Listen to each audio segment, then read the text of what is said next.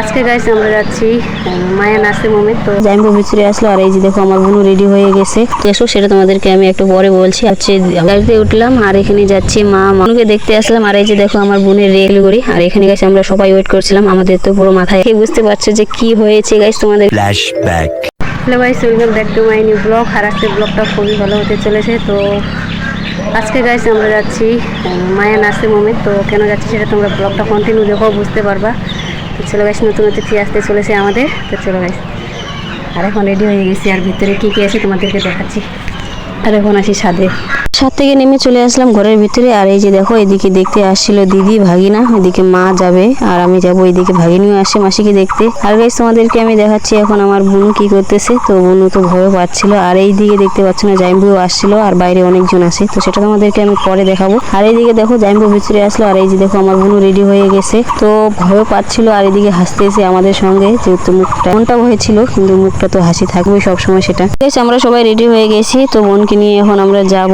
আর এদিকে গাড়িটাও চলে আসছিল আর এখানে দেখো সবাইকে প্রণাম করছিল। এখানে অনেকজন দেখতেও আসছিল বোনুকে। আর গাইস আমরা কেন যাচ্ছি সেটা তোমরা দেখেই বুঝে গেছো, সেটা তোমাদেরকে আমি একটু পরে বলছি। আর এইদিকে দেখতে পাচ্ছ এখানে সবাইকে বোনু প্রণাম করছিল, এদিকে ঠাকুরকে প্রণাম করে দিল। এদিকে এইটা হচ্ছে আমার বোনের ঠাম্মা। সবাইকে টাটা দিয়ে এখন আমরা গাড়িতে উঠলাম আর এখানে যাচ্ছি মা হয় আমি আরো অনেকজন যাচ্ছিল গাইস। এটা আমার বাবা। বোনুর মনটা ভয়ে কেমন হয়ে আছে সেটা দেখেই বুঝতে পারছি। আর আমাদের তো যেতেই হবে মন খারাপ থাকলেও। তো গাইস আমরা চলে আসলাম। বোনুকে ভিতরে নিয়ে গেল আর আমরা বাইরে বসেছিলাম। তো গাইস অনেকক্ষণ পরে আমি ভিতরে গেলাম বোনুকে দেখতে। তার আগে আমাকে বাইরে থাকতে বললো। আর গাইস ভিতরে দেখো অনেক বসারও জায়গা আছে এখানে, বাইরে তো বসার জায়গা নেই। তো চলো গাইস, তো গাইস আমি বোনুকে দেখতে আসলাম। আর এই যে দেখো আমার বোনের রিয়েকশন এখানে পোজ দিচ্ছিল, মনে তো ভয় সেটা দেখেই বুঝতে পারছিলাম। আর গাইস এখানে রিপোর্ট, আমি যদি ডাক্তার হতাম তাহলে এগুলো রিপোর্ট বুঝতে পারতাম, কিন্তু এখন বুঝি না। আর আমার পেছনে ওটা হচ্ছে আমার মা হয়। বোনুর সঙ্গে দেখা করে বাইরে আসলাম। আর এখানে গাইস আমার মাকে দেখতে পাচ্ছ, তার হাতে কি দেখতে পাচ্ছ গাইস, পান সুপারি। আর মা হয়ে আর মা যখন থেকে আসছে গাইস শুধু পান সুপারি খেয়ে যাচ্ছিল। মানে ওদের টেনশন থাকলে না মাথায় শুধু পান সুপারি খায়। আর এদিকে এটা হচ্ছে ভাই, মানে আমি দাদা বলি, ওদের টেনশন ওরা চুপচাপ বসে আছে। এদিকে মা আর মা মিলে শুধু সুপারি খাচ্ছিল। তারপরে গাইস আমি আর ব্লগটা কন্টিনিউ করতে পারিনি। আর এখন সন্ধ্যা হয়ে গেছে, ব্লগটা স্টার্ট করলাম প্রায় 6টা-7টা বাজে মনে হয়। আর এইদিকে দেখতে পাচ্ছ সবাই আমরা গাইস সারাদিন বসে না বোর হয়ে গেছি। দেখো আমার রিয়েকশন,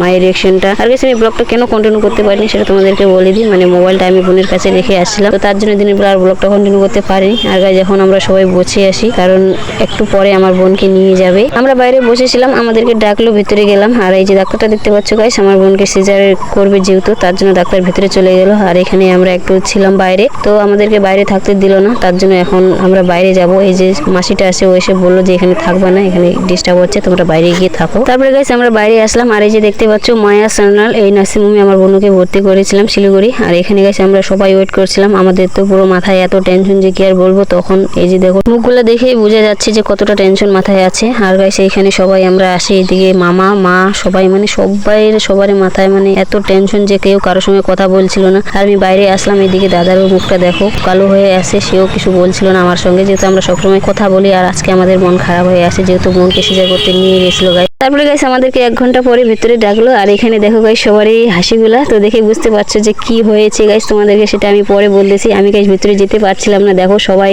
আগেই যাচ্ছিল, মানে সবাই বড় এগুলো আমাদের, তো যাচ্ছিল বেশও, তাহলে অনেকজন আছে এখানে। মায়ের খুব হ্যাপি হয়ে আছে। আর গাইস আমি তোমাদেরকে বলে দিই, আমার ভাগ্নি হয়েছে। এই যে দেখতে পাচ্ছ আমি ভাগ্নির সামনে চলে আসছি গাইস। সব মানে এত ভালো লাগছিল দেখে যে কি আর বলবো। আমার যেহেতু ইচ্ছে ভাগ্নির, তো সত্যি আমাদের ভাগ্নি হয়েছে গাইস। আর গাইস এদিকে সবাই দেখে এত হাসি খুশি যে কি আর বলবো। এদিকে আমার বাবাও খুব খুশি হয়েছিল। তো গাইস চলো এবার বাইরে। আর এইদিকে গাইস সবাই ওয়েট করছিলাম যে একটু দেখে আরেকবার দেখে মানে বাড়ি চলে যাব। এখানে সবাই আছে, তো সবাই কথা বলছিলাম। তো গাইস চলো আগে আমরা ভিতরে গিয়ে দেখে আসি, তারপরে তোমাদের সঙ্গে কন্টিনিউ হচ্ছে। তারপরে গাইস আমরা চলে আসলাম ভিতরে আরেকবার দেখতে। আর এখানে দেখো ওর ঠাম্মা কিরকম দেখতেছে, মানে বলতেছে এত সুন্দর হয়েছে যে কি আর বলবো। তো চলো গাইস এবার যাবো বাড়ি। সবাই বাড়ি চলে আসলাম, বাড়ি এসে স্নান করে এখন আসি রান্না করে। এই যে দেখো গাইস আমি এদিকে রান্না করতেছি, মানে ভাত তুলে দিয়েছি, যেহেতু আমাদের আসতে একটু লেট হয়ে গেল। তো চলো গাইস ব্লগটা এই পর্যন্ত, দেখাচ্ছি তোমাদের সঙ্গে। সবাই ভালো থেকো।